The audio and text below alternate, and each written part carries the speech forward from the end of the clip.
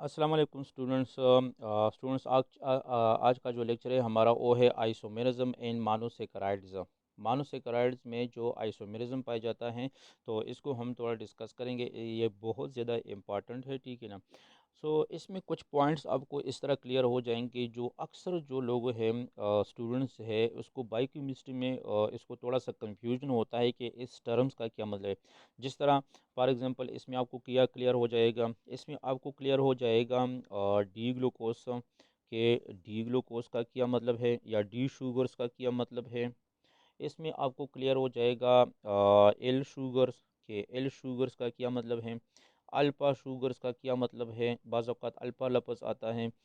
Beta sugars ने जिस तरह beta glucose, beta fructose etcetera, इसका क्या मतलब है। ल्यू रोटेटरी और डेक्स्ट्रो रोटेटरी का पता चल जाएगा, जो स्मॉल एल स्मॉल डी से या माइनस से या प्लस निशान से हम इसको रिप्रेजेंट करते हैं। तो ये 3 पॉइंट्स आपको क्लियर हो जाएंगे, ठीक है। डी ग्लूकोज का, एल शुगर्स का क्या मतलब है, अल्फा शुगर्स का क्या मतलब है, बीटा शुगर का क्या मतलब है, ल्यू रोटेटरी का क्या मतलब है, डेक्स रोटेटरी का क्या मतलब है। ये सारे पॉइंट्स आपको मोनोसेकेराइड के इस आइसोमेरिज्म से आपको क्लियर हो जाएंगे। हमने शुरू किया था, अगर आपको याद हो, मोनोसेकेराइड में हमने हेक्सोसिस शुरू किया था जिसमें हम ग्लूकोज का स्ट्रक्चर डिटेल से पढ़ेंगे, गैलेक्टोज का, फ्रक्टोज का, तीनों का हम open chain structure, ring structure पे रिंग में पायरानोज, प्यूरानोज, जितने भी स्ट्रक्चर हम डिटेल से करेंगे। लेकिन इससे पहले ये आइसोमेरिज्म थोड़ा सा ज़रूरी था, इसलिए मैंने जो कि ये पहले किया ताकि आपको इन टर्मिनोलॉजीज़ का पता हो जाए। क्योंकि फिर बाद में हम पढ़ेंगे कि डी ग्लूकोज या डी ग्लेक्टोज या एल ग्लूकोज। तो अगर आपको वहाँ पर डी और एल या अल्फ़ा बीटा या डेक्स्ट्रो और ल्यू रोटेटरी का पता ना हो तो फिर आपके लिए मुश्किल हो जाएगा। इसलिए हम मोनोसेकेराइड में जो आइसोमेरिज्म है ये हम पहले करेंगे कि आइसोमेरिज्म मोनोसेकेराइड्स के अंदर किस तरह का आइसोमेरिज्म पाया जाता है। सो चार किस्म के टर्म्स हम इसमें पढ़ेंगे आइसोमेरिज्म में। आइसोमर्स पढ़ेंगे, फिर इसके साथ एपीमर्स पढ़ेंगे कि एपीमर्स किसे कहते हैं, मोनोसेकेराइड्स के अंदर किस तरह के एपीमर्स होते हैं, कौन से एपीमर्स पाए जाते हैं। एनोमर्स हम पढ़ेंगे, एनोमर्स का क्या मतलब है, ठीक है ना। और एनेंशियोमर्स हम डिस्कस करेंगे। ये चार हम डिस्कस करेंगे, isomers, epimers, anomers and enantiomers. सबसे पहले हम आते हैं आइसोमर्स की तरफ कि आइसोमर किसे कहते हैं। जिस तरह आपको स्टार्ट से पता है, आप स्टार्ट से ये पढ़ रहे हो कि आइसोमर्स क्या होता है, जिसका सेम केमिकल फार्मूला होता है बट डिफरेंट स्ट्रक्चरल फार्मूला होता है। केमिकल फार्मूला सेम होता है लेकिन स्ट्रक्चर फार्मूला थोड़ा सा डिफरेंट होता है आइसोमर्स में। सो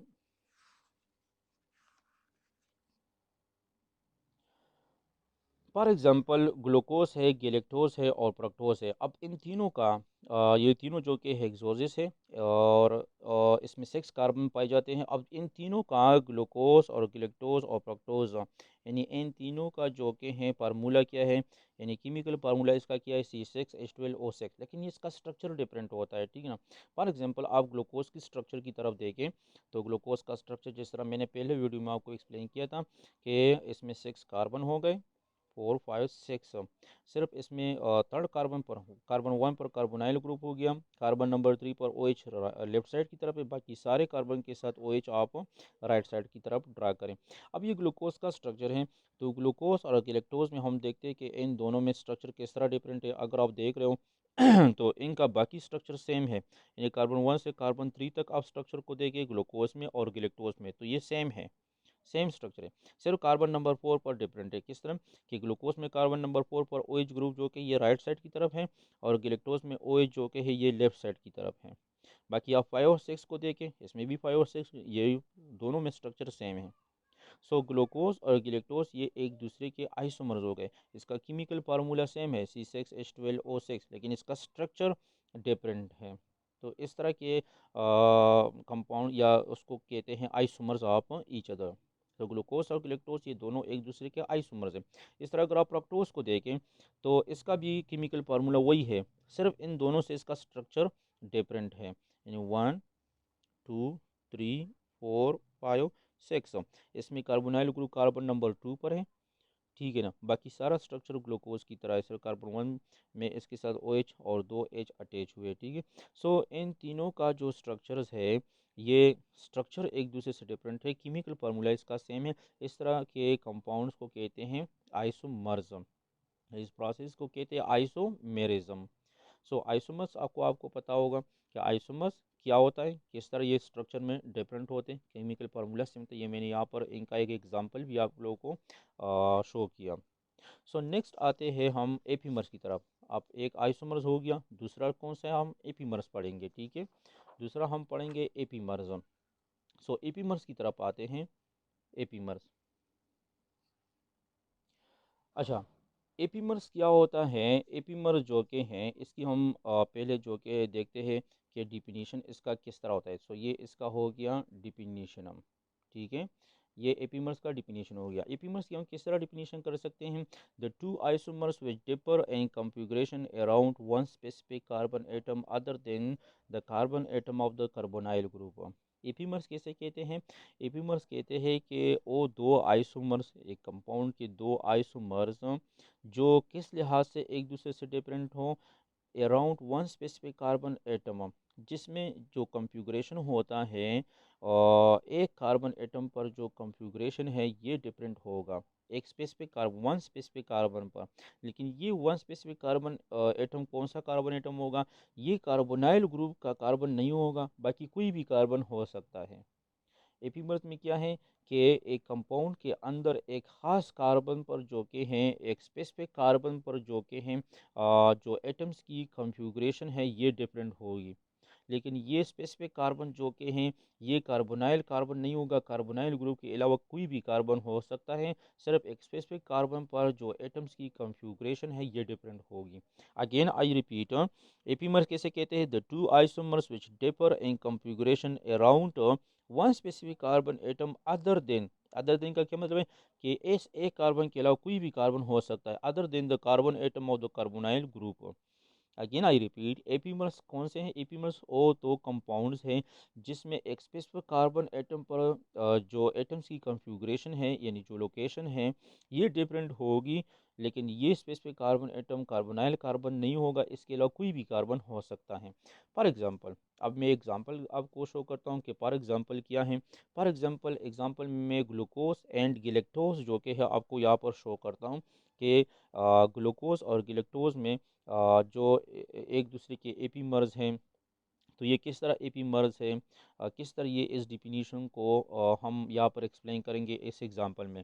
सो अगर आप देखें तो पहले हम ग्लूकोज का स्ट्रक्चर ड्रा करते हैं फिर गिलेक्टोज का, तो फिर आपको ईजिली अंदाज़ा हो जाएगा कि ग्लूकोज और गिलेक्टोज में एक किस तरह एक स्पेसिफिक कार्बन पर जो कि हैं अरेंजमेंट ऑफ एटम जो कि ये डिफरेंट है। सो पहले ग्लूकोज का स्ट्रक्चर हम ड्रा करते हैं। ये आपको नज़र आ रहा है ग्लूकोज का स्ट्रक्चर। अच्छा, ये ग्लूकोज का स्ट्रक्चर है, 6 कार्बन है, ठीक है ना। आपको मैंने पहले भी किया था, ठीक है ना। अब इसके साथ हम गिलेक्टोज का हम स्ट्रक्चर ड्रा करते हैं, फिर आपको पता चल जाएगा कि किस तरह ये दोनों स्ट्रक्चर एक दूसरे से डिफरेंट हैं। ये हो गया गिलेक्टोज का स्ट्रक्चर। यहाँ पर मैं थोड़ा सा गलत हो गया था, ये ग्लूको 1 2 3 4 5 6, ये गिलेक्टोज का स्ट्रक्चर है। अब आप देखें कि ग्लूकोज और गिलेक्टोज का सारा स्ट्रक्चर सेम है, सिर्फ कार्बन नंबर 4 पर ये थोड़ा सा डिफरेंस पा जाता है कि कार्बन नंबर 4 पर OH ग्रुप राइट साइड पर है और गिलेक्टोज में जो कार्बन नंबर 4 पर OH ग्रुप है ये लेफ्ट साइड पर है। बाकी सारा स्ट्रक्चर ग्लूकोज की तरह है।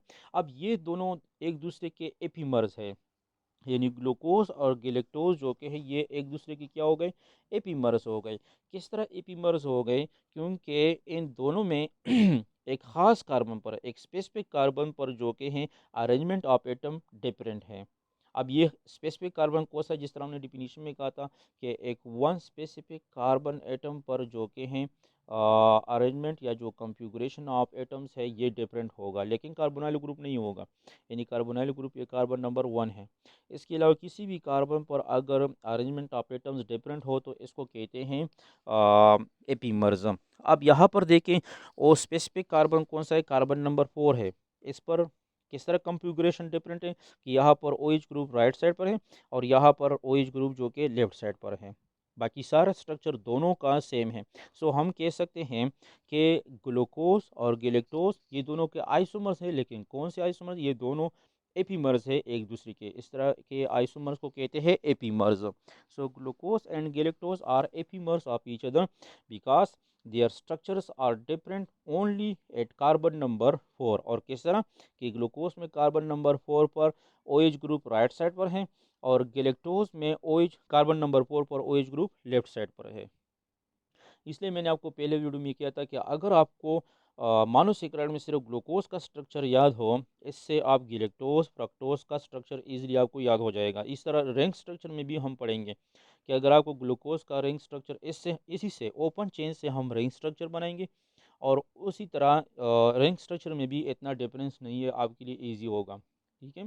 सो ये दोनों एक दूसरे के एपीमर्स है। डिफिनीशन मैंने आपको यहाँ पर पढ़ा है और फिर इस डिफिनीशन को इस एग्जांपल में मैंने आपको एक्सप्लेन किया। सो नेक्स्ट हम आते हैं, ये आपका एपीमर्स हो गया। जिस तरह हमने कहा था कि मोनोसैकेराइड्स के आइसोमेरिज्म में हम आइसोमर्स पढ़ेंगे, ये भी हमने पढ़ा, एपीमर्स भी हमने पढ़ा। अब थोड़ा हम आते हैं एनोमर्स की तरफ कि एनोमर्स कैसे कहते हैं। ठीक है। सो एनोमर्स क्या होता है? एनोमर्स की हम पहले डिफिनीशन करते हैं कि इसकी डिफिनीशन किस तरह है। ठीक है ना। सो एनोमर्स को हम किस तरह डिफाइन करते हैं? That isomer that are different in configuration around the anomeric carbon atom कि वो आइसोमर्स जो डिफरेंट होते हैं, जो एनोमेरिक कार्बन एटम इसमें होता है, एनोमेरिक कार्बन एटम के एनोमेरिक कार्बन एटम पर जो कॉन्फ़िगरेशन होता है एटम्स का या ग्रुप ऑफ एटम्स का, वो जो कि डिफरेंट होता है। अगर आपको याद हो तो एपीमेर्स में हमने एक स्पेसिफिक कार्बन पढ़ा था, लेकिन वो स्पेसिफिक कार्बन जो कि है अदर 3 कार्बोनाइल ग्रुप होगा। अब यहाँ पर जो कि कॉन्फ़िगरेशन डिफरेंट होगा अराउंड कौन से कार्बन एटम पर, हमने सिर्फ एक ही कार्बन एटम का नाम लिया है और वो है एनोमेरिक कार्बन एटम। इसी वजह से इसको एनोमर्स भी कहते हैं, क्योंकि इसमें जो कॉन्फ़िगरेशन डिफरेंट होता है वो एनोमेरिक कार्बन एटम पर डिफरेंट होता है। अब क्वेश्चन ये है इस डिफिनीशन को तो हमने पढ़ा, लेकिन क्वेश्चन ये है कि एनोमेरिक कार्बन एटम क्या होता है? Anomeric carbon. सो अब हम आते हैं एनोमेरिक कार्बन एटम की तरफ कि एनोमेरिक कार्बन क्या होता है। सो यहाँ पर मैंने एनोमेरिक कार्बन की डिफिनीशन लिखा है। ठीक है ना। ये आपको शो हो गया, मैंने लिखा है एनोमेरिक कार्बन एटम की डिफिनीशन लिखा है। सो एनोमेरिक कार्बन को हम किस तरह डिफाइन कर सकते हैं? The carbon atom of the carbonyl group is called anomeric carbon. बहुत सिंपल डिफिनीशन यहाँ पर मैंने लिखा है कि एनोमेरिक कार्बन कैसे कहते हैं? जो कार्बोनाइल ग्रुप का कार्बन होता है इसको कहते हैं एनोमेरिक कार्बन। हम बार बार पढ़ते हैं कि कार्बोनाइल ग्रुप, जिस तरह मैंने पहले लेक्चर से ही मैंने ये स्टार्ट किया है। ठीक है ना। तो इस कार्बोनाइल ग्रुप का जो कार्बन होता है इसको कहते हैं एनोमेरिक कार्बन। फॉर एग्जांपल, अब ये कार्बोनाइल ग्रुप है C डबल बॉन्ड O और इसके साथ 2 बॉन्ड और होते हैं। सो इस कार्बोनाइल ग्रुप में ये जो कार्बन आपको नजर आ रहा है, this is called anomeric carbon, इसको कहते हैं। Again I repeat the definition of anomeric carbon atom.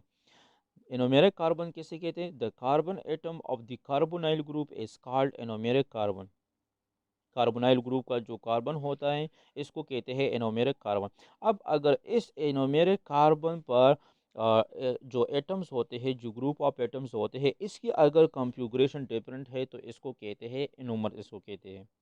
अब किस तरह डिफरेंट, तो घबराने की ज़रूरत नहीं है। अभी मैं आपको एग्जांपल में इसको जो कि एक्सप्लेन करूंगा कि किस तरह जो कि है इस तरह हमारे साथ ये एनोमर्स पाए जाते हैं, किस तरह कार्बोनाइल ग्रुप जो कि हैं या कार्बोनाइल कार्बन पर, जिसके एनोमेरिक कार्बन कहते हैं, किस तरह इस पर जो एटम्स होते हैं या ग्रुप ऑफ एटम्स होते हैं इसकी कॉन्फ़िगरेशन डिफरेंट होगी। सो एग्जांपल की तरफ मैं आता हूँ, लेकिन एग्जाम्पल से पहले आपको याद रखना चाहिए, जिस तरह मैंने पहले भी आप लोगों को एक्सप्लेन किया था कि कार्बोनाइल जो ग्रुप होता है, इसमें जो कार्बोनाइल कार्बन होता है, ये हमारे साथ मोनोसेकेराइड में 2 किस्म के शुगर्स पाए जाते हैं, एक एल्डोजिस और दूसरा कीटोजिस। जिस तरह आपको पहले ही से पता है, एल्डोजिस क्या है? जिसमें अल्डिहाइड कार्बोनाइल ग्रुप होता है, अल्डिहाइड फंक्शनल ग्रुप होता है। और कीटोजिस क्या है? जिसमें कीटोन ग्रुप होता है, जिसमें कीटोन कार्बोनाइल ग्रुप होता है। ठीक है। तो मैंने आपको कहा था कि एल्डोजिस जो कि हैं, एल्डोजिस में कार्बोनाइल कार्बन या जो एनोमेरिक कार्बन है ये कार्बन नंबर 1 होता है, यानी इसमें कार्बन नंबर 1 पर जो कि हैं कार्बोनाइल ग्रुप लोकेटेड होता है। लेकिन कीटोजिस में कार्बोनाइल ग्रुप का कौन सी पोजीशन पर होता है? कार्बन नंबर 2 पर होता है। लेकिन एग्जाम्पल से पहले आपको याद रखना चाहिए कि एनोमर जो के है, एनोमर्स इसके जो के है मोस्टली टू टाइप्स होते हैं। एनोमर्स के टाइप्स यानी इसके दो टाइप्स हैं, और वो दो टाइप्स कौन कौन से हैं? एक को कहते हैं अल्फा एनोमर्स और दूसरे को कहते हैं beta anomers. Anomers explain example में बाद में एक्सप्लेन करूंगा, इससे पहले आपको दो पॉइंट्स याद रखनी चाहिए। देखो, एनोमर्स की हमने डिफिनीशन की डिफिनीशन में हमने एनोमेरिक कार्बन का जिक्र किया कि एनोमेरिक कार्बन पर एटम्स या ग्रुप ऑफ एटम्स डिफरेंट हो गए। एनोमेरिक कार्बन की हमने डिफिनीशन की कि कार्बोनाइल ग्रुप का जो कार्बन होता है इसको एनोमेरिक कार्बन कहते हैं। फिर हमने कहा कि एल्डोसिस में कार्बोनाइल ग्रुप कार्बन नंबर 1 पर होगा, कीटोसिस में कार्बोनाइल ग्रुप कार्बन नंबर 2 पर होगा। अब एनोमर्स के टाइप्स की तरफ आते हैं, बाद में मैं आपको इसका एग्जांपल आप लोगों को जो कि एक्सप्लेन करूंगा। एक एनोमर्स जो कि है, एनोमर्स इसके कितने टाइप्स है? सो इसके दो टाइप्स है। एक जो कि है इसको कहते हैं अल्फा एनोमर्स, दूसरा इसको बीटा एनोमर्स कहते हैं। यहाँ पर आपको क्लियर हो जाएगा कि अल्फा ग्लूकोज, अल्फा का ये क्या मतलब होता है, और इस तरह जो बीटा ग्लूकोज हम पढ़ते हैं, बीटा शुगर जो होते हैं, इसका क्या मतलब होते हैं।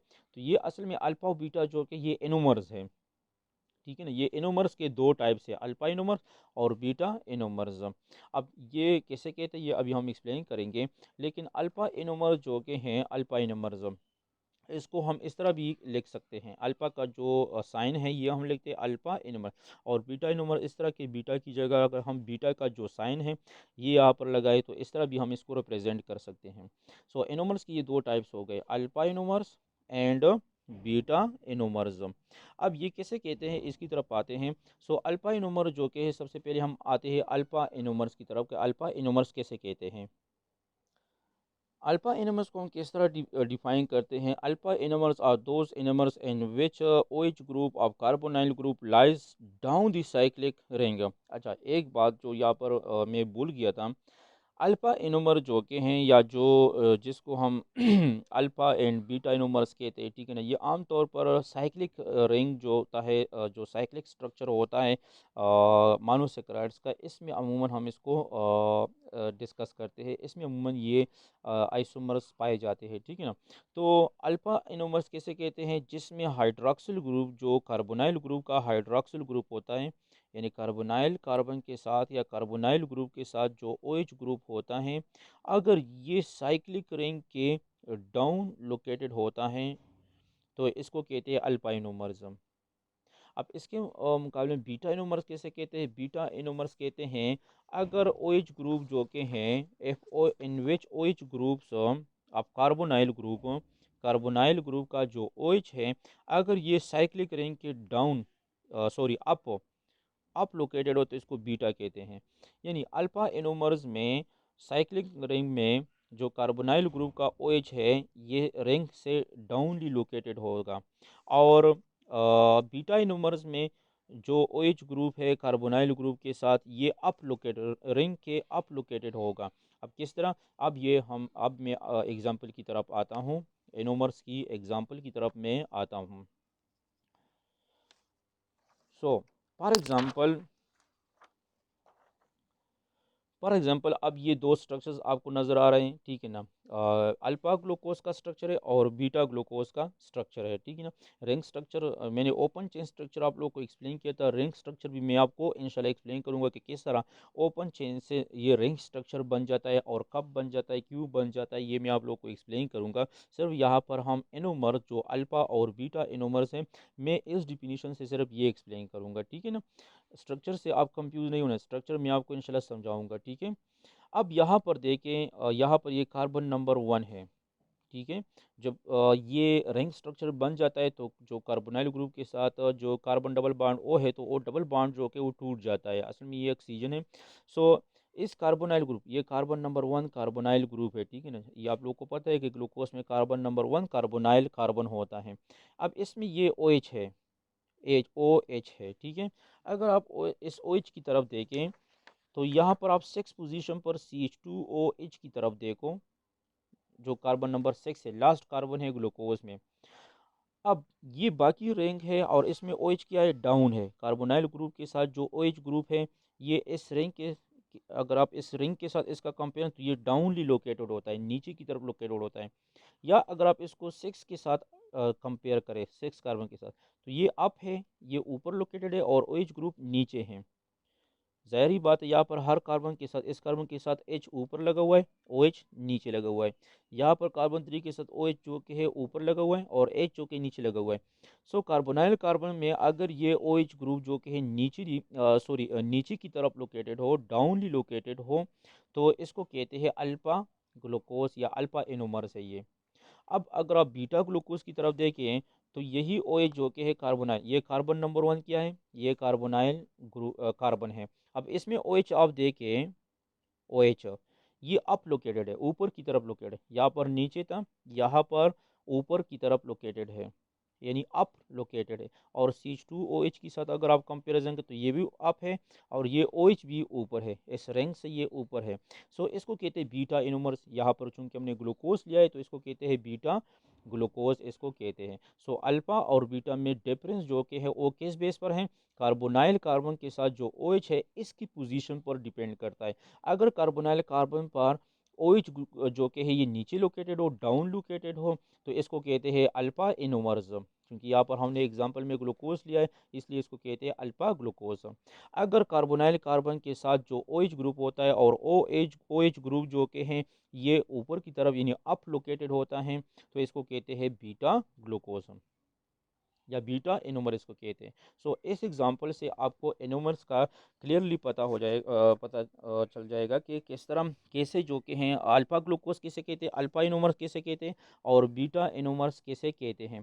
सो अल्फा एनोमर्स किसे कहते हैं, अगर अगेन आई रिपीट, अगर कार्बोनाइल कार्बन पर OH ग्रुप नीचे लोकेटेड है, इसको कहते हैं अल्फा एनोमर्स। अगर कार्बोनाइल कार्बन के साथ OH ग्रुप जो कि है अप लोकेटेड है, ऊपर लोकेटेड है, इसको कहते हैं बीटा। सो अल्फा और बीटा इनोमर इसे कहते हैं। अल्फा ग्लूकोज और बीटा ग्लूकोज इसको कहते हैं। आगे जो कि है हम अगर स्ट्रक्चर्स पढ़ेंगे तो ये बार बार आएगा, अल्फा ग्लूकोज बीटा ग्लूकोज। तो यहाँ से आपको जो कि है पता हो कि अल्फा ग्लूकोज और बीटा ग्लूकोज कैसे कहते हैं, ठीक है। सो ये आपके एनोमर्स हो गए कि एनोमर्स कैसे कहते हैं। अब फोर्थ नंबर पॉइंट की तरफ आते हैं जिसको कहते हैं एनेंशियोमर्स। हमने 3 एक्सप्लेन किए। जिस तरह अगर आपको याद हो स्टार्ट से हमने शुरू किया था कि मानोसेक्राइड में अगर हम आइसोमेरिज्म पढ़ते हैं तो हम 4 चीज़ें पढ़ेंगे, इसमें आइसोमर्स पढ़ेंगे, एपीमर्स पढ़ेंगे, एनोमर्स पढ़ेंगे और एनेंशियोमर्स पढ़ेंगे। आइसोमर्स भी हो गया, एपीमर्स भी हो गया, एनोमर्स भी हो गया। अब एनेंशियोमर्स की तरफ आते हैं, इस टॉपिक की तरफ आते हैं कि एनेंशियोमर्स कैसे कहते हैं, ठीक है। सो नंबर 4 जो कि है ये है एनेंशियोमर्स। सो एनेंशियोमर्स कैसे कहते हैं, एनेंशियोमर्स इसकी डिफिनीशन की तरफ आते हैं कि एनेंशियोमर्स किसे कहते हैं, ठीक है। सो ये आपका डिफिनीशन हो गया एनेंशियोमर्स का। सबसे पहले हम इसकी डिफिनीशन की तरफ आते हैं, एनेंशियोमर्स कैसे कहते हैं। A pair of structure that are mirror images of each other in regard to asymmetric carbon atom present in their molecule. Enantiomer किसे कहते हैं, वो दो स्ट्रक्चर्स यानी दो स्ट्रक्चर्स जो एक दूसरे के मिरर इमेजेस होते हैं। अब मिरर इमेजेस क्या होता है, मिरर इमेजेस में ये होता है कि अगर एक स्ट्रक्चर में OH यानी लेफ्ट साइड पर जो एटम्स या जो ग्रुप ऑफ एटम्स होते हैं, तो इसका जो मिरर इमेज हो बन जाता है, तो इसमें वो सारे जो है वो राइट की तरफ आते हैं। और पहले में जो राइट की तरफ जो एटम्स होते हैं या जो ग्रुप ऑफ एटम्स होते हैं वो दूसरे में लेफ्ट की तरफ होते हैं। यानी लेफ्ट राइट की तरफ राइट में चेंज हो जाएगा और राइट लेफ्ट में चेंज हो जाएगा। सिर्फ मिरर इमेजेस में ये होता है, ठीक है ना। सिर्फ यहाँ पर एक्सप्लेन भी हो जाएगा, ठीक है ना। एनेंशियोमर जो कि किसे कहते हैं, a pair of structure. Pair of structure का क्या मतलब है, यानी दो स्ट्रक्चर्स, पेयर दो को कहते हैं ना। तो वो दो structures that are mirror images of each other, जब ये दोनों मिरर जब ये दोनों स्ट्रक्चर्स ये एक दूसरे के मिरर इमेजेस होते हैं in regard to asymmetric carbon atom, लेकिन किस लिहाज से, एसिमेट्रिक कार्बन के लिहाज से, प्रेजेंट इन देयर मॉलिक्यूल, इसकी मॉलिक्यूल में इन दोनों स्ट्रक्चर्स में जो एसिमेट्रिक कार्बन पाए जाते हैं। सो ये एसिमेट्रिक कार्बन के लिहाज से इन दोनों का जो मिरर इमेजेस बनता है एक इसको कहते हैं enantiomers. Again I repeat, enantiomer किसे कहते हैं, जब दो स्ट्रक्चर्स है और इन दोनों में जो एसिमेट्रिक कार्बन एटम होता है, सो इस एसिमेट्रिक कार्बन एटम के लिहाज से इन दोनों के जो मिरर इमेजेस बनते हैं इसको कहते हैं एनेंशियोमर्स। अब डिफिनीशन तो हमने किया, हमने इसको जो कि पढ़ा, लेकिन इसमें दो चीज़ें हमारे लिए कंफ्यूजन बच जाती है, और वो कौन सी दो चीज़ें हैं? एक ये कि मिरर इमेजेस क्या होता है, दूसरा ये कि एसिमेट्रिक कार्बन एटम क्या होता है।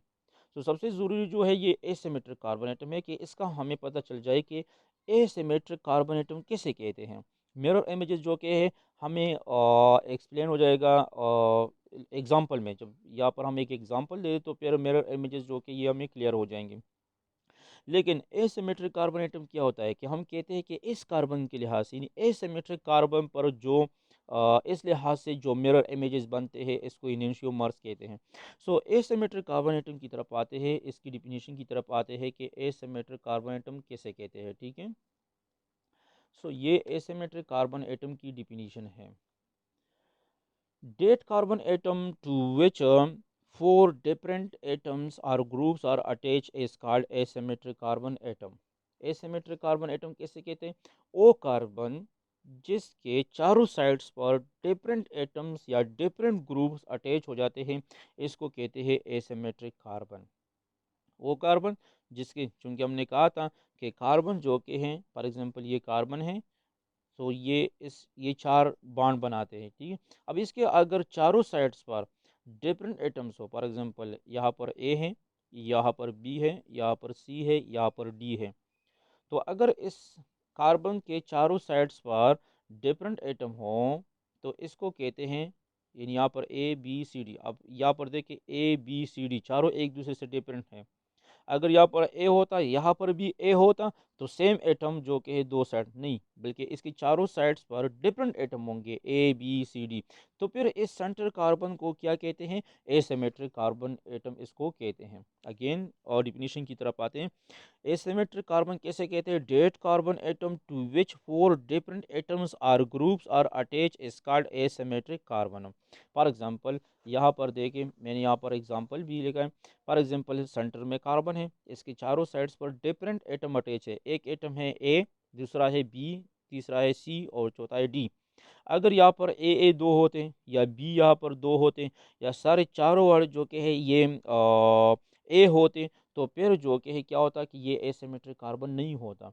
एसिमेट्रिक कार्बन एटम ओ होता है जिसकी चारों साइड्स पर डिफरेंट एटम अटैच हो, इसको कहते हैं एसिमेट्रिक कार्बन। अब इसी तरह अगर एक स्ट्रक्चर में जो एसिमेट्रिक कार्बन होता है, और अगर इस लिहाज से एसिमेट्रिक कार्बन पर इसका जो मिरर इमेज बनता है, तो इसको कहते हैं एनेंशियोमर्स, जो ये डिफिनीशन में एक्सप्लेन हो जाएगा। अब एनेंशियोमर्स फॉर एग्जांपल, हम एग्जांपल की तरफ आते हैं। यहाँ पर आप देखिए एग्जांपल की तरफ, examples of enantiomers. For example asymmetric carbon and glucose and fructose. Glucose और फ्रक्टोज में अगर हम एसिमेट्रिक कार्बन एटम देखें, सो ये आपको ग्लूकोज का स्ट्रक्चर है, पहले भी हमने ड्रा किया था। ये आपको जो कि है फ्रक्टोज का स्ट्रक्चर है। ये इन दोनों का स्ट्रक्चर आ गया ग्लूकोज और फ्रक्टोज का। ठीक है, अब इसमें एसिमेट्रिक कार्बन कौन कौन से है? हम यहाँ पर एसिमेट्रिक कार्बन एक्सप्लेन करते हैं कि ग्लूकोज में कौन कौन से कार्बन है जो एसिमेट्रिक कार्बन है।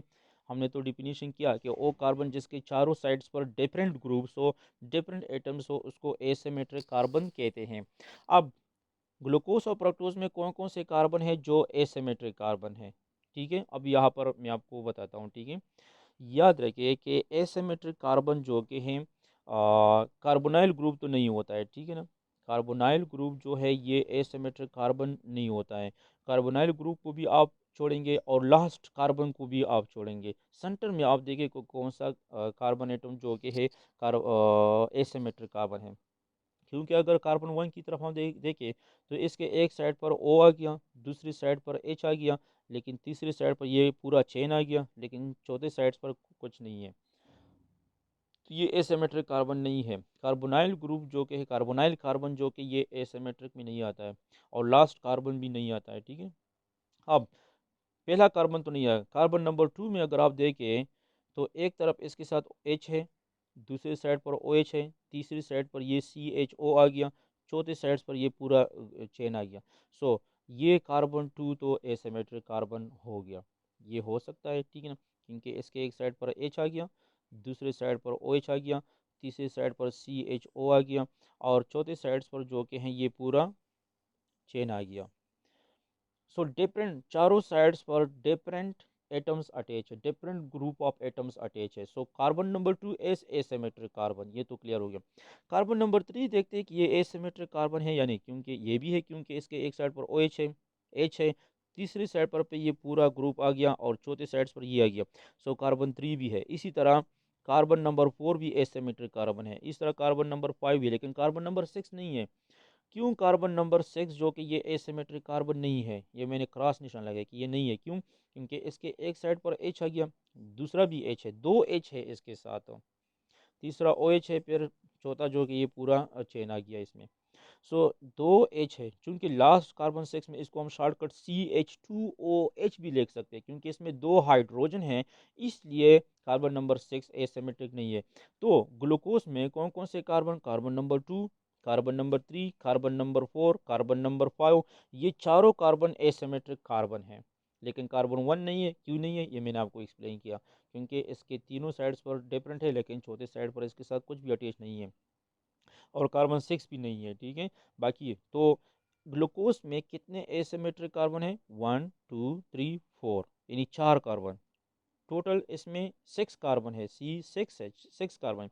इन 6 कार्बन में 4 कार्बन जो के हैं, और कौन कौन से कार्बन, कार्बन नंबर 2 3 4 एंड 5, यानी 4 कार्बन एसिमेट्रिक कार्बन इसमें पाए जाते हैं, ठीक है।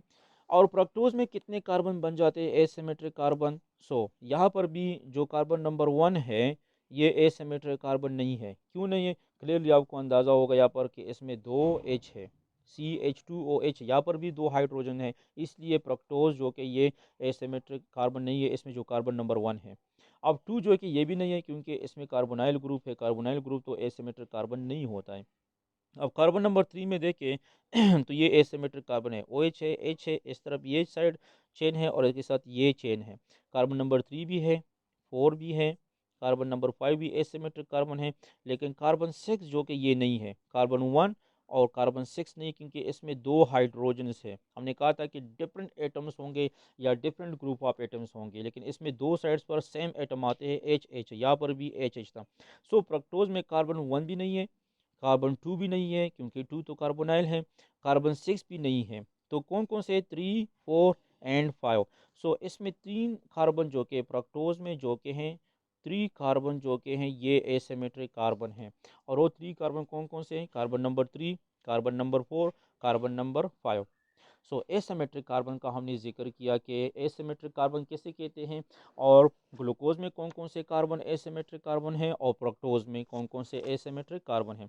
सो मतलब ये कि इनिशियोमर्स का जो ताल्लुक है वो एसिमेट्रिक कार्बन से, इसलिए मैंने आपको आपको एक्सप्लेन किया, एसिमेट्रिक कार्बन का मैंने डिफिनीशन किया, ग्लूकोज में कौन कौन से कार्बन एसिमेट्रिक कार्बन है और किस तरह है और क्यों है, ये मैंने एक्सप्लेन किया, और फ्रक्टोज में भी मैंने आपको एक्सप्लेन किया। अब एसिमेट्रिक कार्बन तो एक्सप्लेन हो गया। अब वापस हम एनेंशियोमर्स की तरफ आते हैं, एनेंशियोमर्स की तरफ। अब आप लोग के लिए एनेंशियोमर्स इजी हो जाएगा अगर आपको एसिमेट्रिक कार्बन का पता चला हो, और एसिमेट्रिक कार्बन कैसे कहते हैं। अब वापस हम एनेंशियोमर्स की तरफ आते हैं। सो एनेंशियोमर्स जब हम मानोसेक्राइड्स में पढ़ते हैं तो इसके हम दो टाइप्स पढ़ेंगे। अगर हम एनेंशियोमर्स मानोसेक्राइड में पढ़ते हैं तो इसके दो टाइप्स हम पढ़ेंगे, यानी मानोसेक्राइड्स में एनेंशियोमर्स के दो टाइप्स हैं। और वो दो टाइप्स कौन कौन से हैं, एक को कहते हैं डी शुगर्स और दूसरे को कहते हैं एल शुगर्स। मतलब ये कि monosaccharides on the basis of enantiomers, इसके दो टाइप्स हैं, यानी एनेंशियोमर्स के बेस पर मानोसेक्राइड्स के दो टाइप्स है। इसमें एक आता है डी शुगर्स और दूसरा आता है एल शुगर्स।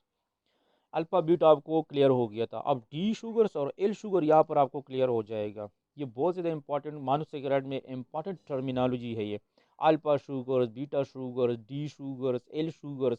तो अक्सर लोग कंफ्यूज होते हैं कि ये कैसे कहते हैं, अल्फा का क्या मतलब है, बीटा शुगर्स का क्या मतलब है, डी शुगर्स का क्या मतलब है, एल शुगर का क्या मतलब है। तो अल्फा बीटा तो हमने एनोमर्स में एक्सप्लेन किया। अब डी शुगर और एल शुगर्स यहाँ पर इनिशियोमर्स में क्लियर हो जाएंगे, ठीक है। सो इनिशियोमर्स मानोसेक्राइड में दो किस्म के होते हैं, डी शुगर्स और एल शुगर्स, ठीक है। अब These two isomers, i.e., D and L sugars, are different due to position of OH group on last asymmetric carbon atom. अब ये दो आइसोमर जो के हैं यानी डी और एल शुगर, ये दोनों जो के हैं एक दूसरे से डिफरेंट होते हैं किस बेस पर? जो लास्ट, अब यहाँ पर मैंने लफ्ज़ लिखा है लास्ट, जो लास्ट एसिमेट्रिक कार्बन एटम होता है किसी भी कंपाउंड में, किसी भी स्ट्रक्चर में, जो लास्ट एसिमेट्रिक कार्बन एटम होता है, तो इसमें जो OH की पोजीशन है इस बेस पर ये डिफरेंट होते हैं डी और L sugar. Again I repeat, D sugar और एल शुगर किस तरह एक दूसरे से डिफरेंट होते हैं? इस तरह के जो last asymmetric carbon atom, for example यहाँ पर ग्लूकोज में लास्ट एसिमेट्रिक कार्बन एटम कौन सा है? कार्बन नंबर 5 है। फ्रक्टोज में लास्ट एसिमेट्रिक कार्बन कौन सा है? कार्बन नंबर 5 है। ये लास्ट एसिमेट्रिक कार्बन एटम है। तो जो लास्ट एसिमेट्रिक कार्बन एटम होता है स्ट्रक्चर में, इसमें जो OH की पोजीशन है कि आया OH लेफ्ट साइड पर है राइट साइड पर है, तो इसकी जो पोजीशन है इस बेस पर हमने इसको डी और एल में क्लासिफाइड किया है। अब डी में OH की पोजीशन क्या होता है और एल शुगर्स में OH की पोजीशन क्या होता है, ये अभी हम एक एग्जांपल में जो कि हैं एक्सप्लेन करेंगे। लेकिन याद रखिए, एग्जाम्पल से पहले मैं आप एक और चीज़ आपको एक्सप्लेन करता हूँ डी शुगर और एल शुगर के हवाले से, कि डी शुगर्स और एल शुगर जो के हैं इसका जो कंसेप्ट है, यानी डी शुगर्स और एल शुगर्स का जो कंसेप्ट है, याद रखिए कि ये ग्लाइसिल्डिहाइड से रिलेटेड है। क्यों? क्योंकि ग्लाइसिल एल शुगर्स और डी शुगर्स को एक्सप्लेन करने के लिए हम ग्लाइसिल्डिहाइड को एज आ रेफरेंस शुगर के तौर पर लेते हैं, ग्लाइसिल्डिहाइड को एज अ रेफरेंस लेते हैं, और इसी वजह से and therefore glyceraldehyde is also called reference sugars, और इसलिए ग्लाइसिल्डिहाइड को रेफरेंस शुगर्स कहते हैं। ग्लाइसिल्डिहाइड क्या है? C3H6O3 इसका फार्मूला है। ठीक है, तो ग्लाइसिल्डिहाइड्स को हम एज ए रेफरेंस लेते हैं ताकि डी और एल शुगर्स का कंसेप्ट हमें क्लियर हो जाए। तो इसके कंसेप्ट क्लियर करने के लिए ग्लाइसिल्डिहाइड को एज ए रेफरेंस लेते हैं, और इसी वजह से ग्लाइसिल्डिहाइड को रेफरेंस शुगर भी कहते हैं। अब किस तरह डी शुगर्स की एग्जांपल की तरफ आते हैं कि डी शुगर्स, और इसमें हम ग्लाइसिल्डिहाइड का हवाला देंगे कि किस तरह इसको हम एज अ रेफरेंस लेते हैं। सो डी शुगर्स की डिफिनीशन की तरफ आते हैं, साथ में ये चीज़ भी हम यहाँ पर क्लियर करेंगे कि किस तरह ग्लाइसिल्डिहाइड हम एज अ रेफरेंस लेते हैं। ठीक है ना, तो पहले हम आते हैं डी शुगर्स की डिफिनीशन की तरफ कि इसका डिफिनीशन हम किस तरह करते हैं। सो ये आपको मैंने डिफिनीशन जो कि ये आपको नज़र आ गया, तो ये थोड़ा सा हम यहाँ पर एक्सप्लेन करते हैं डी शुगर्स की definition. So how we can define D sugars. अब देखो, all such sugars whose asymmetric carbon atom situated furthest from the carbonyl group has the same configuration as the asymmetric carbon of D-glyceraldehyde are called D-glucose। अब ये D-glucose की definition है, लेकिन definition में क्या है? कहता है कि ऑल सच शुगर्स, और तमाम ऐसे sugars whose asymmetric carbon atom situated, जिसमें जो एसिमेट्रिक कार्बन एटम होता है वो situated farthest from the carbonyl group, यानी एक शुगर में जो इसका कार्बोनाइल ग्रुप से जो फॉरदेस्ट, फॉरदेस्ट कैसे कहते हैं? दूर, यानी जो लास्ट, हम यहाँ से एग्जांपल लेंगे लास्ट, जो कार्बोनाइल ग्रुप से आप जाते हो, तो जो last carbonyl last asymmetric carbon जो होता है, यानी कार्बोनाइल ग्रुप से जो फॉरदेस्ट फॉरदेस्ट एसिमेट्रिक कार्बन एटम है, अगर उसका कंफ्यूग्रेशन जो कि है वो सेम हो, has the same configuration as the asymmetric carbon of D glyceraldehyde, जिस तरह डी ग्लाइसिरल्डिहाइड का जो एसिमेट्रिक कार्बन है उसी तरह कंफ्यूग्रेशन हो, यानी अगर एक स्ट्रक्चर में एसिमेट्रिक कार्बन एटम का कंफ्यूग्रेशन, क्यों कौन से एसिमेट्रिक कार्बन एटम का? जो कार्बोनाइल ग्रुप से दूर है, यानी जो लास्ट एसिमेट्रिक कार्बन है, तो एक स्ट्रक्चर में उसका जो लास्ट एसिमेट्रिक कार्बन है उसका अगर कंफ्यूग्रेशन जो के हैं, इसमें उसका अगर कंफ्यूग्रेशन जो के है वो सेम हो किसके साथ सेम हो, किस तरह हो, जिस तरह डी ग्लाइसिल्डिहाइड में एसिमेट्रिक कार्बन का कॉन्फ़िगरेशन है, तो इस शुगर्स को कहते हैं डी ग्लूकोज। अब बाकी तो हमें कंसेप्ट क्लियर हो गया यहाँ पर, लेकिन इस चीज़ ने हमें कंफ्यूज किया कि डी ग्लाइसिल्डिहाइड कैसे कहते हैं। डी ग्लाइसिल्डिहाइड में एसिमेट्रिक कार्बन पर किस तरह कॉन्फ़िगरेशन होते हैं, जिस तरह हम कहते हैं कि अगर इसके साथ कॉन्फ़िगरेशन सेम हो, डी ग्लाइसिल्डिहाइड का जो एसिमेट्रिक कार्बन पर जो कॉन्फ़िगरेशन है, तो अगर इस कॉन्फ़िगरेशन के साथ दूसरे स्ट्रक्चर का भी इस तरह कॉन्फ़िगरेशन सेम हो, तो फिर हम इसको डी शुगर कहेंगे। तो अब डी ग्लाइसिल्डिहाइड कैसे कहते हैं, तो डी ग्लाइसिल्डिहाइड की तरफ आते हैं। ये ग्लाइसिल्डिहाइड है, ट्रायो शुगर है, C3H6O3 इसका फार्मूला है, और ये इसका स्ट्रक्चर है। अब देखो, ये ग्लाइसिल्डिहाइड का स्ट्रक्चर है। अब कार्बन नंबर 1 पर डबल बॉन्ड OH, यानी कार्बन नंबर 1 क्या है, ये कार्बोनाइल कार्बन है, ठीक है ना। अब कार्बन नंबर 2 की तरफ देखें, और 3। अब कार्बोनाइल कार्बन तो एसिमेट्रिक कार्बन नहीं है, ठीक है ना, लेकिन कार्बन नंबर 2 जो कि है यहाँ पर एसिमेट्रिक कार्बन है, क्योंकि एक साइड पर ये आ गया, दूसरे साइड पर OH, तीसरी साइड पर H, और तीसरी साइड पर ये CH2OH आ गया। लेकिन कार्बन नंबर, अब इस कार्बन नंबर 3 जो कि ये एसिमेट्रिक कार्बन नहीं है, क्योंकि इसके साथ दो साइड पर HH अटैच है। सो क्लियर हो गया, ये तो ग्लाइसिल्डिहाइड का स्ट्रक्चर हो गया, ठीक है ना। अब इसमें कार्बन नंबर 1 पर कार्बोनाइल ग्रुप आ गया, कार्बन नंबर 2 जो कि इसके साथ OH है, और कार्बन नंबर 3 जो कि है इसके में CH2OH है। ग्लाइसिल्डिहाइड में एसिमेट्रिक कार्बन जो कि कितने पाए जाते हैं, सिर्फ एक ही एसिमेट्रिक कार्बन पाया जाता है ग्लाइसिल्डिहाइड में, इसलिए हमने यहाँ पर रेफरेंस लिया है, क्योंकि ये सिंपलेस्ट है, ये बहुत आसान है इसलिए, और सिंपलेस्ट है इसलिए हमने इसको एज अ रेफरेंस लिया है, क्योंकि इसमें सिर्फ एक ही एसिमेट्रिक कार्बन एटम पाया जाता है, और वो है कार्बन नंबर 2। सो अगर ग्लाइसिल्डिहाइड के कार्बन नंबर 2 पर, यानी इस एसिमेट्रिक कार्बन पर OH जो के हैं ये राइट साइड पर हो, यानी अब ये राइट साइड पर हैं, राइट साइड पर हो, अगर ग्लाइसिल्डिहाइड का जो एक ही एसिमेट्रिक कार्बन एटम है, और वो कौन सा है, कार्बन नंबर 2, अगर इस एसिमेट्रिक कार्बन नंबर 2 पर OH जो के है ये राइट साइड पर हो, इसको कहते हैं डी ग्लाइसिल्डिहाइड। इस किस्म के ग्लाइसिल्डिहाइड को क्या कहते हैं, डी ग्लाइसिल्डिहाइड इसको कहते हैं, जिसमें जो एसिमेट्रिक कार्बन एटम है कार्बन नंबर 2 यहाँ पर है, इसमें अगर OH राइट साइड पर हो, तो इस ग्लाइसिल्डिहाइड को कहते हैं डी ग्लाइसिल्डिहाइड। अब अगर शुगर में भी जो एसिमेट्रिक कार्बन एटम है, और उसमें जो, अब शुगर की तरफ आते हैं, ग्लूकोज की तरफ आते हैं, ग्लूकोज की तरफ, अब यहाँ पर जो डिफिनीशन हमने लिखा था डी शुगर्स का, इसमें आपको एक्सप्लेन हो जाएगा, ठीक है। इंडियन शुमर्स का भी ये एग्जाम्पल है, ठीक है ना, लेकिन इससे पहले मैंने यहाँ पर इसलिए आपको ग्लाइसिल्डिहाइड का जिक्र किया, ठीक है ना, क्योंकि यहाँ पर हम इसको साथ कंपेयर करते हैं ग्लाइसिल्डिहाइड के साथ। अब ये शुगर में ग्लूकोज का फार्मूला है, ये ग्लूकोज का स्ट्रक्चर है, ठीक है ना, पहले भी मैंने आपको किया था, ठीक है ना। अब इसमें कार्बन नंबर 1 तो नहीं है, क्योंकि ये कार्बोनाइल कार्बन है, हमने कहा था कि ग्लूकोज में कार्बन नंबर 2 एसिमेट्रिक कार्बन है, कार्बन नंबर 3 है, पहले मैंने किया था, अब इसी लेक्चर में कार्बन नंबर 4 एसिमेट्रिक कार्बन है, और कार्बन नंबर 5 है। सो ये चार कार्बन जो कि है ये एसिमेट्रिक कार्बन है ग्लूकोज में। अब इसमें कार्बोनाइल ग्रुप से सबसे फर्देस्ट कौन सा है, तो ये भी इसके साथ नज़दीक है, कार्बन 3 भी इसके साथ नज़दीक है, 4 भी कार्बोनाइल कार्बन के साथ नज़दीक है, 5 इससे फर्देस्ट है, और ये लास्ट एसिमेट्रिक कार्बन है। तो यहाँ पर भी अगर आप OH को देखो, तो OH कौन सी साइड पर है, carbon number 5 last asymmetric carbon, या जो कार्बोनाइल कार्बन से सबसे farthest asymmetric carbon, carbon number 5, तो इसमें OH किस साइड पर है, राइट साइड पर है। तो अगर आप इस स्ट्रक्चर में देखें, तो इसमें जो लास्ट एसिमेट्रिक कार्बन है, इसमें OH का कॉन्फ़िगरेशन आप देखें, और H का, यानी OH जो कि राइट साइड पर है, H लेफ्ट साइड पर है, और अगर आप इसको डी ग्लाइसिल्डिहाइड के साथ कंपैरिजन करें, तो इसमें भी एसिमेट्रिक कार्बन पर OH कौन सा राइट साइड पर है, और H लेफ्ट साइड पर है।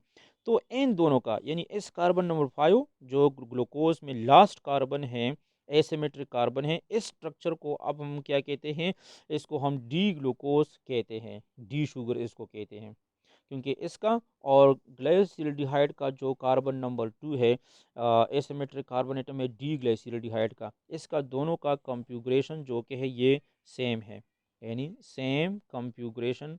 और किस चीज़ की कॉन्फ़िगरेशन, OH की, यानी OH का जो कॉन्फ़िगरेशन ये सेम है, इसमें भी OH राइट साइड पर है डी ग्लाइसिरल्डिहाइड में, और डी ग्लूकोज में भी जो कि राइट, तो इसलिए हम इसको डी ग्लूकोज कहते हैं। यहाँ पर ये डिफिनीशन बेस्ट एक्सप्लेन होता है। अगर मैं डिफिनीशन को दोबारा एक्सप्लेन करूँ और आप इस एग्जांपल को ज़हन में रखें, तो अभी आप लोगों को समझ में आया होगा कि इस डिफिनीशन का क्या मतलब था। All such sugars whose asymmetric carbon atoms situated farthest from the carbonyl group. अब ये कौन सा फॉरदेस्ट कार्बोनाइल, ये कार्बन नंबर 5 कार्बोनाइल ग्रुप से, कार्बोनाइल कार्बन से सबसे फॉरदेस्ट है, या इससे हम लास्ट कार्ब एसिमेट्रिक कार्बन भी हम ले सकते हैं। For this from the curve has the same configuration, अगर इसका कॉन्फ़िगरेशन सेम हो, किसके साथ सेम हो, as the asymmetric carbon of D glyceraldehyde, D glyceraldehyde के। अब ये डी ग्लाइसिरल्डिहाइड का स्ट्रक्चर है, तो इसके साथ इसका सेम कॉन्फ़िगरेशन है, क्योंकि यहाँ पर भी इस एसिमेट्रिक कार्बन के साथ OH राइट साइड पर है, और ग्लूकोज में भी जो लास्ट एसिमेट्रिक कार्बन एटम है, जो कार्बन नंबर 5, इसमें भी OH राइट साइड पर गया, तो इसके साथ इसका कॉन्फ़िगरेशन सेम है, इसलिए हम कहते हैं कि इसको कहते हैं डी ग्लूकोज। अब एल ग्लूकोज की तरफ आते हैं कि एल ग्लूकोज में जब हम उसका एग्जाम्पल पढ़ेंगे तो आप लोगों को और भी अच्छा समझ में आ जाएगा। अब आप लोग देखें, ये मैंने एल ग्लाइसिरल्डिहाइड लिया है, ठीक है ना, एल ग्लाइसिरल्डिहाइड। तो ये इस तरह आपको जिस तरह हमने डी शुगर को डिफिनीशन की थी, वही डिफिनीशन एल शुगर्स की भी है, ठीक है ना, वही डिफिनीशन एल शुगर्स की भी है। यानी आप डी शुगर्स हैं, अगर आप एल शुगर्स की डिफिनीशन करते हो, ये यहाँ पर मैंने नहीं लिखा है क्योंकि सेम डिफिनीशन है, कि अब आप डी एल शुगर्स का डिफिनीशन किस तरह लिखेंगे, सेम डिफिनीशन है जिस तरह इस डी शुगर्स का है, सिर्फ आप इसमें एक चीज़ ऐड करेंगे, और कौन सा अभी मैं आपको बताता हूँ। अब ये मैं एल शुगर्स का डिफिनीशन कर रहा हूँ। All such sugar who asymmetric carbon atoms situated farthest from the carbonyl group has the same configuration as the asymmetric carbon atom carbon of L glyceraldehyde are called L sugars. यही definition है, सिर्फ D ग्लाइसिरल्डिहाइड में आप L ग्लाइसिरल्डिहाइड लिखेंगे, और इसमें L glucose आप, यानी सेम डिफिनीशन एल ग्लूकोज का भी है, सिर्फ उसमें क्या है कि उसका कॉन्फ़िगरेशन सेम होगा एल ग्लाइसिरल्डिहाइड के साथ। अब एल ग्लाइसिरल्डिहाइड क्या है, सो एल ग्लाइसिरल्डिहाइड की तरफ आते हैं। एल ग्लाइसिरल्डिहाइड में क्या होता है कि इसमें जो ग्लाइसिरल्डिहाइड है, यानी कार्बन नंबर 2 है, तो इसमें OH जो के हैं ये लेफ्ट साइड पर होता है। अब ये OH है, तो ये लेफ्ट साइड पर होता है, तो इस ग्लाइसिरल्डिहाइड को कहते हैं एल ग्लाइसिरल्डिहाइड। अब एल शुगर किसे कहते हैं, अगर किसी स्ट्रक्चर का जो एसिमेट्रिक कार्बन है, जो लास्ट एसिमेट्रिक कार्बन है, उस पर OH का कॉन्फ़िगरेशन सेम हो जिस तरह ये एल ग्लाइसिरल्डिहाइड में है, तो उस शुगर को कहते हैं एल शुगर्स। फॉर एग्जांपल, अब यहाँ पर एल ग्लूकोज की तरफ आप देखें, एल ग्लूकोज इसमें कौन सा है, कार्बन नंबर 2 एसिमेट्रिक कार्बन है, कार्बन नंबर 3 है, कार्बन नंबर 4 है, कार्बन नंबर 5 क्यों है, ये मैंने आपको इसी लेक्चर में एक्सप्लेन किया। सो अगर आप कार्बन नंबर 5 पर देखें, तो यहाँ पर OH ग्रुप जो के हैं ये लेफ्ट साइड पर आता है, लेफ्ट साइड पर आता है, और यहाँ पर एल ग्लाइसिरल्डिहाइड में भी एसिमेट्रिक कार्बन के साथ OH जो कि लेफ्ट साइड पर है, तो इसी वजह से हम इसको एल शुगर्स कहते हैं। Glyceraldehyde, we take glyceraldehyde as a reference, D और एल के लिए हम एज अ रेफरेंस लेते हैं, ठीक है। तो ग्लूकोज का स्ट्रक्चर तो मैंने आपको एक तरह का ड्रा किया था, जिसमें कार्बन नंबर 3 पर OH जो कि है ये लेफ्ट साइड पर होगा, बाकी सारे OH जो कि है ये राइट साइड पर होंगे। लेकिन एल शुगर्स में कार्बन 3 के अलावा कार्बन 5 पर भी जो कि OH जो कि ये लेफ्ट साइड पर आता है, ठीक है, ये याद रखें कि एल ग्लूकोज में कार्बन 3 के अलावा कार्बन नंबर 5 पर भी OH लेफ्ट साइड पर आ गया, इसको कहते हैं एल ग्लूकोज। सो डी ग्लूकोज में जो लास्ट एसिमेट्रिक कार्बन है उसमें OH जो कि राइट साइड की तरफ आता है, और एल ग्लूकोज में, एल शुगर्स में ये OH लेफ्ट साइड पर आ गया। तो डी और एल शुगर्स में सिर्फ OH ग्रुप की कॉन्फ़िगरेशन है, और वो बहुत इजी है कि डी ग्लूकोज में ग्लूकोज के अलावा और हेक्सोज भी और मोनोसेकेराइड्स भी हो सकते हैं।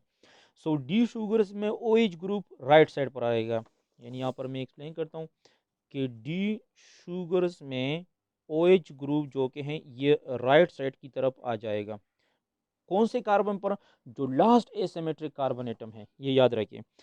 इसके मुकाबले में एल शुगर्स जो के हैं, एल शुगर्स में OH ग्रुप जो के है ये लेफ्ट साइड पर आ जाएगा, किस कार्बन वाला OH, जो लास्ट एसिमेट्रिक कार्बन है उसका OH जो के है ये लेफ्ट साइड पर होगा, ठीक है।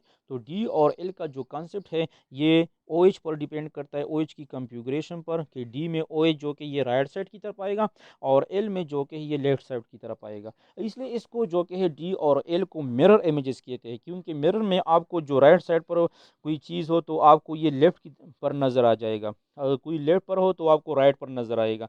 इसलिए डी शुगर्स और एल शुगर्स हम कहते हैं कि ये दोनों जो कि मिरर इमेजेस है या एनेंशियोमर्स है। सो ये तो हमने एक्सप्लेन किया है एनेंशियोमर्स भी। अब मैं आपको यहाँ पर डिफिनीशन जो के हैं, सॉरी एग्जांपल और हम एक्सप्लेन करते हैं। ये हमारे साथ है डी ग्लाइसिरल्डिहाइड और ये हमारे साथ है एल ग्लाइसिरल्डिहाइड, वही है दोबारा हमने यहाँ पर लेकर आए। कार्बन नंबर 2 जो के हैं ये ग्लाइसिरल्डिहाइड में एसिमेट्रिक कार्बन है। डी में क्या होगा, डी में ये ओ एच ग्रुप इस एसिमेट्रिक कार्बन के राइट साइड पर होगा। एल ग्लाइसिरल्डिहाइड में क्या होगा, ये O H group left side पर होगा। यहाँ पर आप देखिए राइट साइड पर है और ये ओ एच ग्रुप यहाँ पर लेफ्ट साइड पर है। तो डी ग्लाइसिरल्डिहाइड और एल ग्लाइसिरल्डिहाइड। अगर इसी तरह अगर ग्लूकोज का स्ट्रक्चर भी इसमें किसी के साथ रिलेटेड हो तो उसको हम डी या एल कहेंगे। अब ये ग्लूकोज का स्ट्रक्चर है और डी ग्लूकोज का। अब इसमें लास्ट एसिमेट्रिक कार्बन कौन सा है, कार्बन नंबर 5।